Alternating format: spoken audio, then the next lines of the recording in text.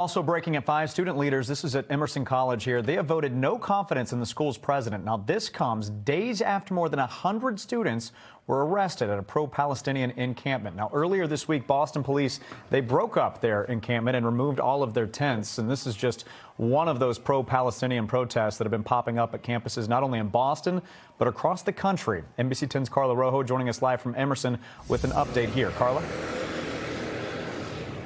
Yeah, Colton, so things are definitely quiet now, but the SGA just moments ago voted in a closed meeting unanimously calling on the resignation of the college's president here at Emerson.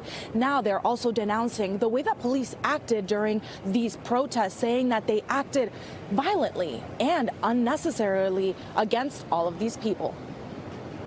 A resolution of no confidence in President Bernhardt, and that resolution passed with a 17-0 unanimous vote. Calling on the immediate resignation of Emerson College's president. That is what the Student Government Association wants.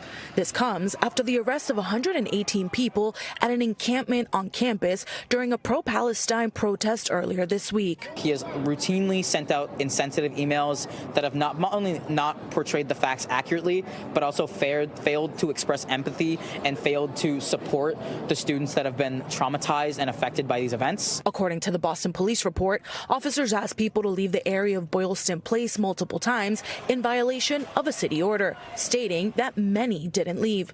They also say several officers were injured during the arrest, but there is no mention of injuries to protesters, but that there was EMS to assist with medical needs. The Boston police have been very, very forward, honestly, about lies, knowing that, my friends personally have been severely injured, hearing accounts. We had a student, quite literally, account of how his arm was broken.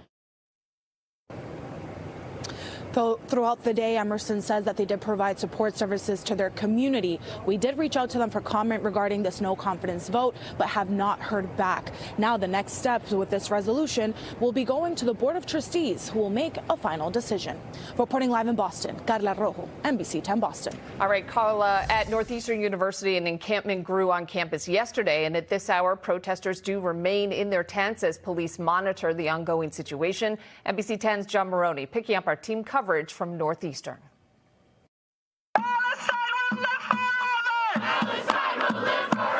Another day of campus protests, this one at Tufts, with hundreds of students rallying in support of Palestine while calling for the school to divest from Israel. Our national student movement grows in effectiveness and coordination with the goal of liberating Palestine. At Northeastern, tensions are down after the encampment and tents went up Thursday amid a heavy police presence. There's been a lot less police intimidation tactics today, which is nice, and hopefully it stays that way.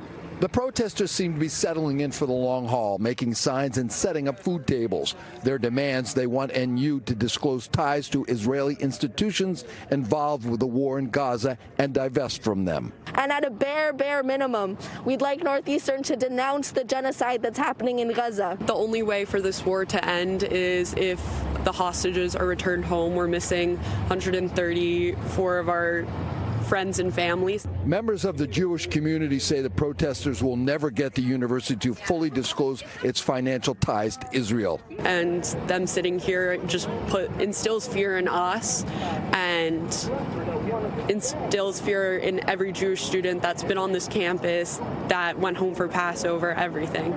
It'll be interesting to see what happens. Northeastern says the protesters who are here and are not students, they're trespassing, and they plan to take action.